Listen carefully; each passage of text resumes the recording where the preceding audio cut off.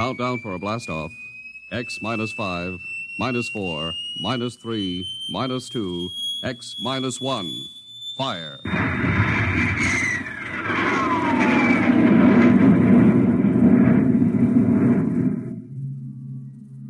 From the far horizons of the unknown come transcribed tales of new dimensions in time and space. These are stories of the future, adventures in which you'll live in 1,000,000 could-be years on 1,000 maybe worlds.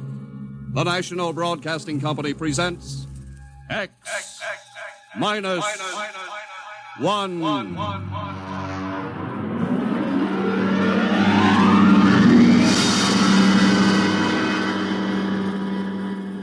If you wanted to take over our world with a minimum amount of resistance and trouble, how would you go about it? Tonight we'll tell you how, with a strange and chilling story by George Lefferts. The Parade.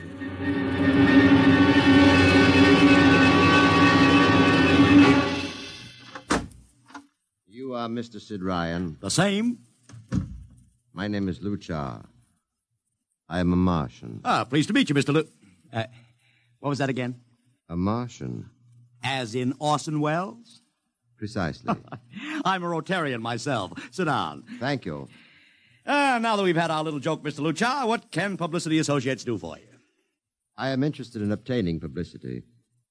It has been my observation that advertising and publicity are the very backbone of earthly civilization. Spoken like a true Martian, Mr. Luchar.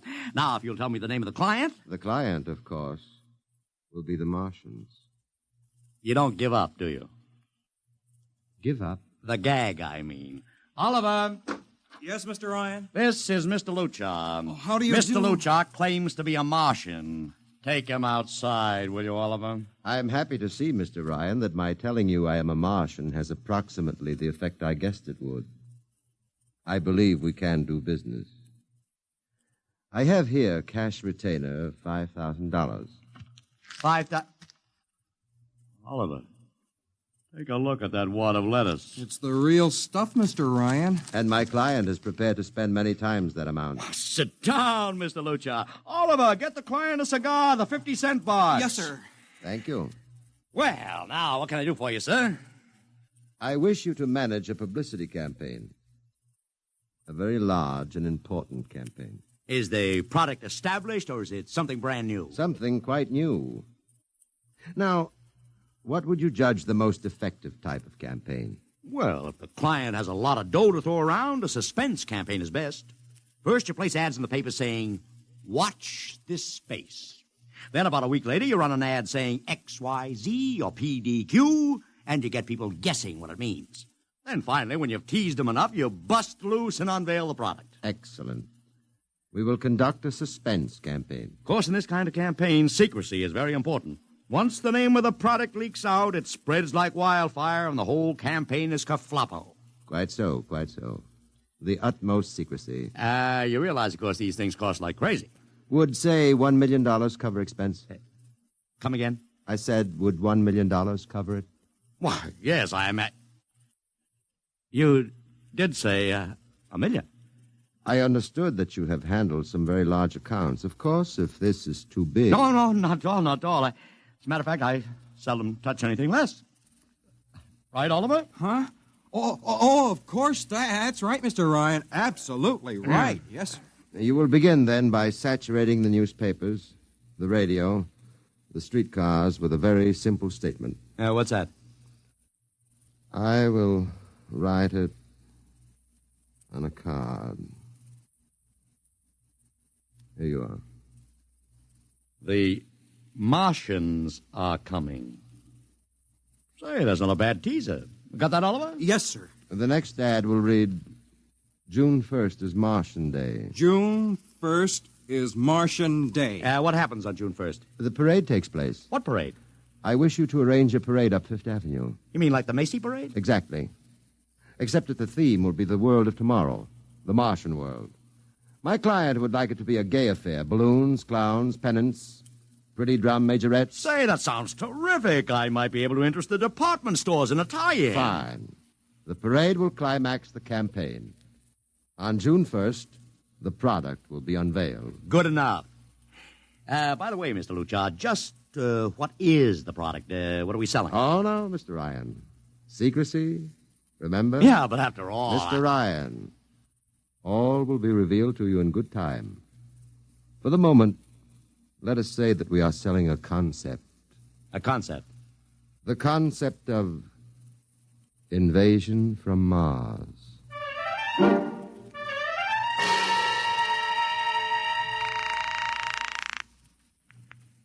Sorrel Talent Agency. Sammy Sorrell, please. This is Sammy. This is Sid Ryan over at Publicity Associates. Listen, Sammy, how you fixed for midgets? I got midgets. Fine, I need 40 midgets for a parade. 40. June 1st. And listen, Sammy, I want them dressed in little spacesuits. In little... You know, like men from Mars. Mars. Okay? And I want some movie extras, maybe 50 of them. 50. Also rigged up like men from Mars. Make them look gruesome. Got that? Gruesome. Also, I need some horses with pretty girls on top of them. Maybe you can get that bunch from Maroney's Traveling Circus, the one we booked for the Fireman's Parade in Albany last year. Yeah, I'll try, Sid. Never mind the expense. Just get me the talent. It sounds like you landed a big client there. Who is it? It's a secret. I gotta hang now. Call me back, Sammy. Right. How you doing, Oliver? Oh, fine, Mr. Ryan, just fine. I got 100 small boys pasting little stickers. The Martians are coming on the subway platforms. Good. We got full-page ads in all the dailies. Good. And 10-second spot announcements on every local station. Good. It's costing a fortune. Good. The more it costs, the bigger our percentage. Spend like you were going to the electric chair, Oliver. Yes, sir. How are you making out in the parade? If it comes off, it'll be the biggest thing since Barnum invented the midget. I've got Macy's, gimbals, and sacks to contribute floats. Everything is built around the Martian theme, see? Even the horses will have long feelers attached to them and funny-looking extra legs. It'll be sensational. That sounds fine, only... Only what? Mr. Ryan, we don't even know what we're selling. Oliver, my boy, do you think old Sid Ryan has been sitting here spending all this moolah and not putting two and two together? You mean you know who Luchar represents? Just by accident, understand? I have learned that Century Pictures is making a big new epic. One of those expensive pictures they make in secret and then spring on the public because they don't want the other studios to get the jump on them. What's the picture? A space opera titled Invasion from Mars, get it? Oh, I begin to see. Also, by mere coincidence, it's supposed to have its premiere sometime around June 1st. You follow me? Yes, but, Mr. Ryan, Century has an exclusive contract with New Feature Syndicate for all their publicity. Suppose Century Pictures doesn't like the way New Features is handling their stuff. They want to get out of the contract, but New Feature says no, so they have to get around the contract. A man named Luchar, client unknown, starts publicizing the Martian invasion. Need I go further? Oh, I don't know, Mr. Ryan. Sounds pretty far-fetched to me, but I don't know. That's what I like about you, Oliver. You're so innocent.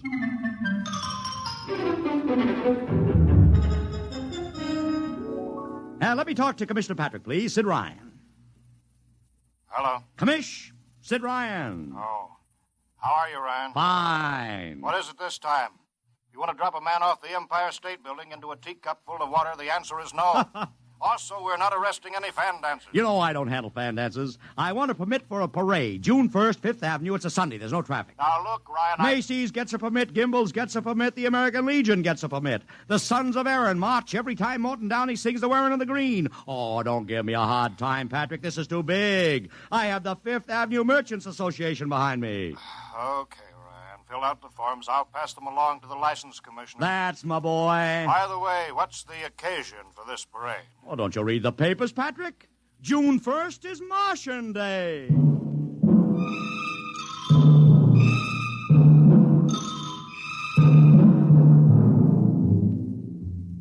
How is the campaign going, Mr. Ryan? Like wildfire, Mr. Luchar, like wildfire. Everybody and his brother is going along with the gag. Yesterday, we distributed 50,000 Martian hats to school kids. I got some of the merchants doing World of Tomorrow displays in their windows. Every big novelty manufacturer in town is climbing on the bandwagon. They want to get into the parade with floats, giveaways, anything. Everybody smells a buck to be made. I wouldn't be surprised if the mayor himself declared Martian Day. I've even arranged for Commissioner Patrick to accept a $50,000 check for the Policeman's Benevolent Fund from the man from Mars. Oh, it's terrific, terrific. My blood pressure's up to 200. Excellent. I I understand Century Pictures spent over $1 million making that space opera. I beg pardon? Oh, come, Mr. Lucha. Sid Ryan wasn't born yesterday, you know. I know who our client is, even if you don't admit it. You do? Always thinking that's me. Well, as long as you know, let's keep it to ourselves, shall we, Mr. Ryan? As you once remarked, when these things leak out, it destroys the surprise and ruins the effectiveness of the campaign.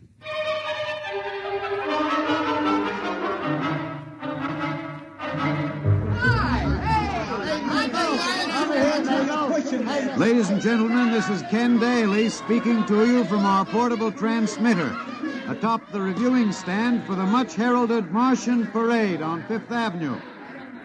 It's a beautiful sunlit day here in New York, a perfect day for a parade, and the streets are packed with thousands of spectators all eager to find out what this is all about. There's an air of shrill expectancy. Some of the kids and their parents have been camped on the curbstone since early this morning to be sure of ringside seats when the so-called Martians pass by. I've just had word from Saul Brown up at Central Park Mall that the Martians have landed from big pink balloons. And now, while we're waiting for the arrival of the parade, we brought some people up to our microphone to tell you their reactions to this most spectacular of all publicity stunts. That's right, come on. What's your name, madam? Miss Ada Shackley. A little louder, please. Miss Ada Shackley. Uh-huh, and where are you from, Mrs. Shackley? Columbus, Ohio. I see. And I see you have your family with you, too. Two little curly-headed blonde boys. Are you in New York on vacation? We came for the Shriners Convention with their daddy. What do you think of Martian Day, Mrs. Shackley? Well, it all seems very strange to me, but the boys have been pestering me to watch it, so we've been standing here 2 hours. I can't make head or tail of it. Well, neither can a lot of other people, Mrs. Shackley. But judging by the thousands here today, there's a lot of curiosity. Curiosity killed the cat, folks say. Well, let's hope not. Thank you, Mrs. Shackley. Mr. Ryan's here. Ryan, right. And this is Mr. Sid Ryan, ladies and gentlemen, the publicity man who's the brains behind the Martian Day stunt. Hello, Sid. Good morning, Kenneth. Easy, not so close to the mic. Oh, sorry. Hey, Sid, you've certainly lifted the lid this time. Looks like it, doesn't it? Sid, there's been a great deal of speculation as to exactly what all this is leading up to. I've heard some folks say it's a big war bond drive. Others think it's just to stimulate local business. And, look, I understand in the trade itself, the smart money says you're building for the premiere of Century's forthcoming extravaganza, Invasion from Mars. Now, come clean. Can you tell us what the real story is? Ken, I'd like to, but honestly, I can't. Oh, man of mystery, eh? Are you going to watch the parade from the stand here? No, Ken, I can't stand noise. I'm going up to my office and watching company. Well, thank you, Sid Ryan, and good luck. And here they come, ladies and gentlemen. The first units of the big Martian parade, swinging down Fifth Avenue with fanfare, colored streamers, music, confetti, floats, all the trappings of a Mardi Gras. And here in the vanguard is a whole troop of little midgets in weird-looking pink and blue spacesuits, carrying Rube Goldberg weapons with signs painted on them. Let's see, I can read one which says, Atomic Blaster. Another one has a placard reading, We're Martian through Georgia. And here come the clowns, laughing and falling all over each other. They're giving free sugar candy to the kids along the way. Yes, ladies and gentlemen, this is a happy, laughing crowd along Fifth Avenue today. A true reflection of the great sense of humor and good nature that makes America the place it is.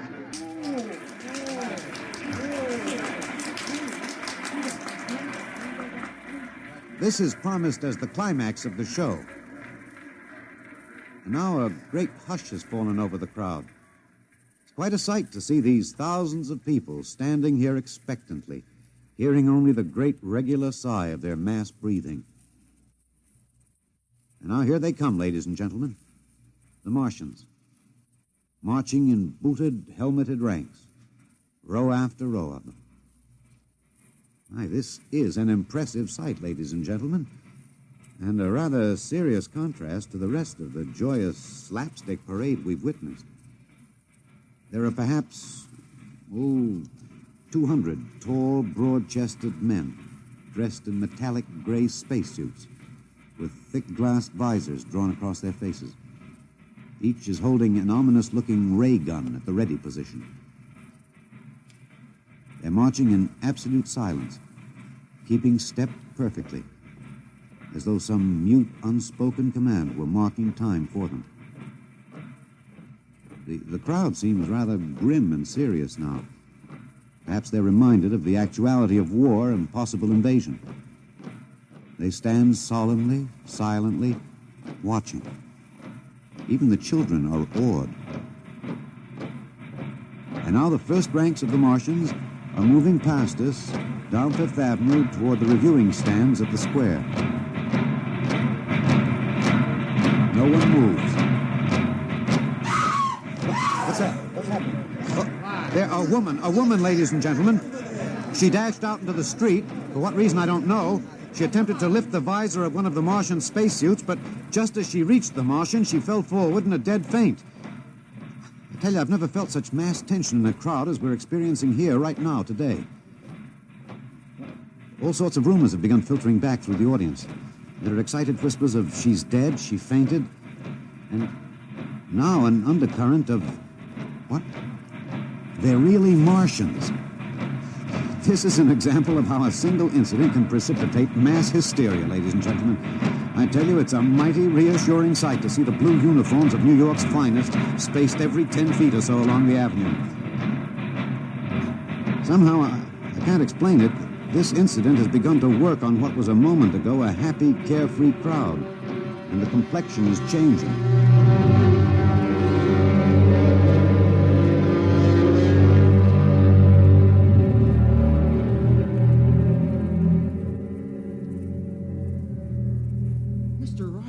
Did you see that?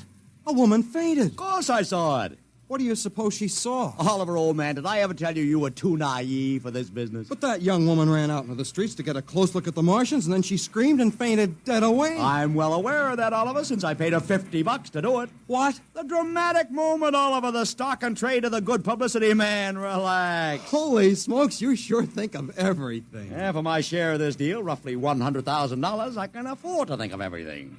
Shut the window. Don't you want to see the finish? We'll go down to the reviewing stand for the finish. Right now, I want to make a phone call. By the way, where's Lucha? I haven't seen him. Well, he'll be around. Boy, those Martians sure look like the real thing. How would you know the real thing if you saw it, Oliver? Well, gee, I don't know. Close the window, Oliver. Oh, yes, Mr. Ryan.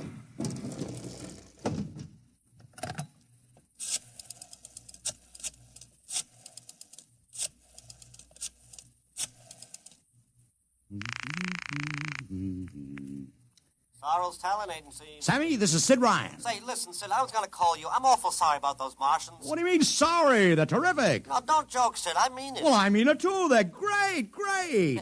Are you in the bag? Never felt better. You mean it, don't you? Of course I mean it. What is this? There are Martians in the parade? About 150. Of course, I only ordered 50, but Sid. under the circumstances... Sid. Well, what is it? Sid, don't you know? I couldn't get you a single movie extra. There's a studio strike in New York. I was going to call you, but I figured... Hey, wait a minute. Where'd these guys come from if you didn't hire them? I don't know. Maybe Oliver... Oh, hold on. Oliver? Yes, Mr. Ryan? Did you hire those Martians? No, sir, Sammy, this is on the level, isn't it? Honest, Sid, Okay, Sammy, I'll call you back. What's the matter, Mr. Ryan? I don't know. I just don't know. I've got to locate Lucha. What's Century Pictures number? Mr. Ryan, this is Sunday. Oh, yeah. Well, get me their publicity director, Marty Sanford, at home. Oh, yes, sir. Yeah.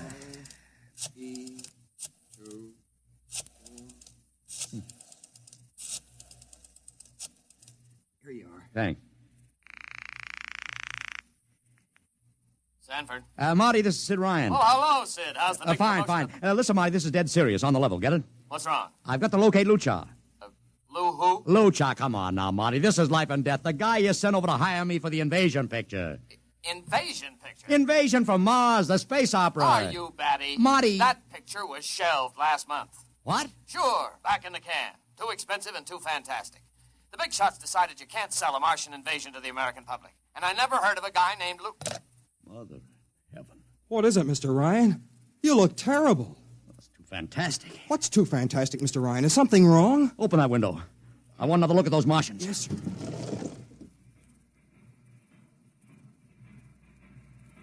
Look at them. Oliver, you were in the Army. Could 150 movie extras learn to march like that in, say, 24 hours? Not in 24 days, Mr. Ryan. Not a second's hesitation. Not one other step. Look at the way they carry those ray guns at the ready. The only other time I've seen troops march like that was in a film of the Nazi stormtroops marching through the streets of Paris. See those chests on? That's pride. Sheer, arrogant pride. Look at those chins. That's contempt. Nobody could act like that. Mr. Ryan! Oliver, get down there. Find that woman who fainted. Her name's Gloria Montex. Get her up here. Make it fast.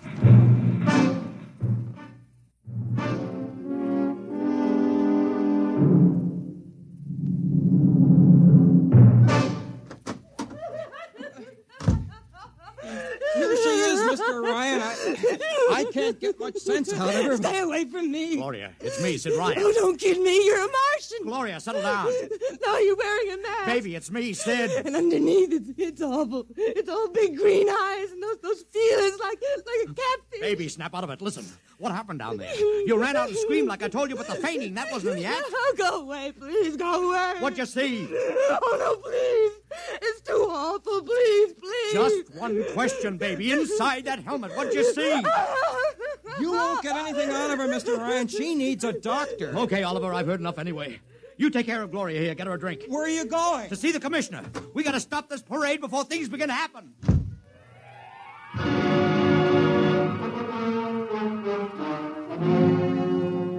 Okay, Ryan, what's the beef? Listen, Patrick, I don't know what it is, see, but something's wrong. You gotta stop that parade. I suppose you'd like the riot squad. That would get you a front-page spread on every paper in town.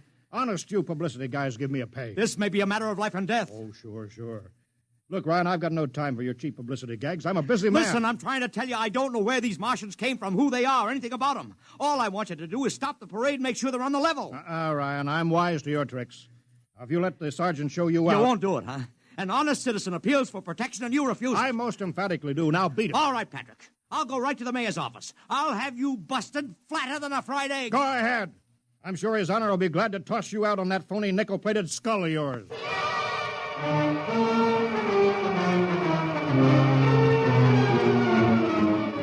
You heard me, Ryan. You cannot see the mayor. Adolf, please. This isn't a gag. I don't want publicity. All I want to do is maybe prevent something horrible from happening. In case you don't know it, wise guy, something horrible is already happening. A couple hundred little kids are in the hospital with ptomaine poisoning from that phony Martian candy you passed out. Or didn't you know? I didn't. We've got to stop that parade. Sure, you'd like nothing better than to start a panic now. Maybe a few hundred people would get trampled to death. Think of the newspaper space that would get you and your product. I won't stand for this, Adolf. You won't have to, because you're going to get out of here right now. Go on, beat it. Get out. You and your publicity stunts make me sick to my stomach.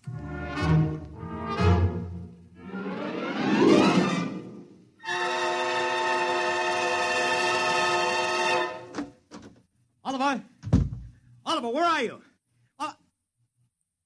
Oliver! It is useless What? to scream at him, Mr. Ryan. Your friend is quite dead. Lucha.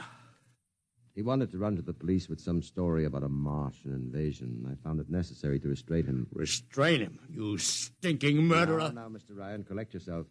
After all our planning, it wouldn't do to have everything spoiled, now would it? Lucha, start talking and talk fast, because when you get through, I'm going to take you apart piece by piece. What's this all about? But surely you know, Mr. Ryan, after all, you've been publicizing it for months. Listen, you... Please, do not interrupt. You see, before colonizing your planet, we Martians sent advanced scouts to study your habits, your weaknesses. We found that the people on Earth are predominantly conditioned by advertising and publicity, and so we conceived the idea of treating our entire invasion as a vast publicity stunt. Clever, huh? After all, Mr. Ryan, who would suspect an invader who advertised his invasion in the newspaper, invited the public to his surprise attack, and spent millions publicizing his plans? Holy jumping catfish. You've done very well. Then There was no product. Ah, but there is a product. The product is death. What are you trying to do, Lucha? We Martians are a humane people, Mr. Ryan. We do not like to destroy thousands where a few hundreds would suffice. In exactly 2 minutes, our troops will treat the world to a spectacle of death, which will bring the rest of your planet to its knees in horror. Nations will clamor to surrender. Perhaps, Mr. Lucha, but not if I can help it. You...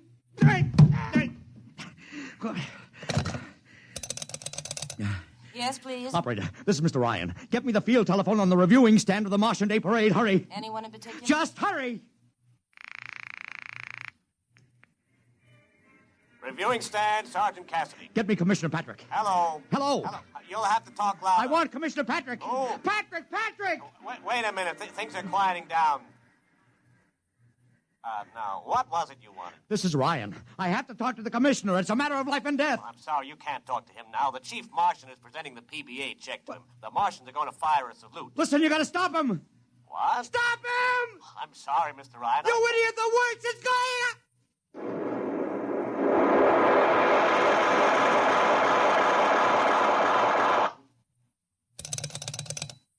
This is the operator. I'm sorry, Mr. Ryan, you've been cut off. I can't seem to get them back. Doesn't matter, operator. Nothing matters now.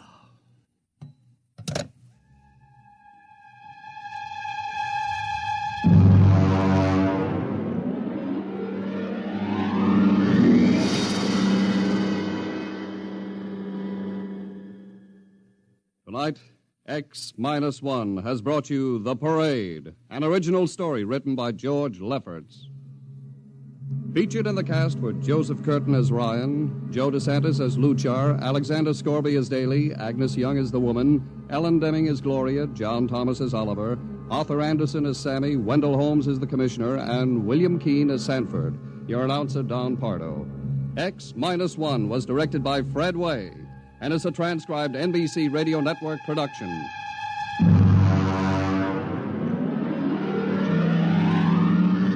Next week, the tables turn. Instead of Martians invading Earth, we bring you a tale of men invading Mars. Ray Bradbury's brilliant short story entitled Mars is Heaven.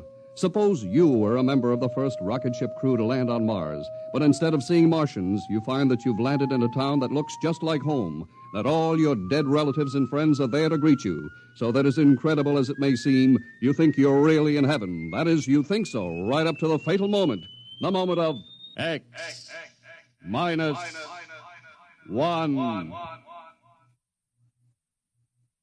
Join the Abbotts on another baffling mystery tonight over most NBC radio stations.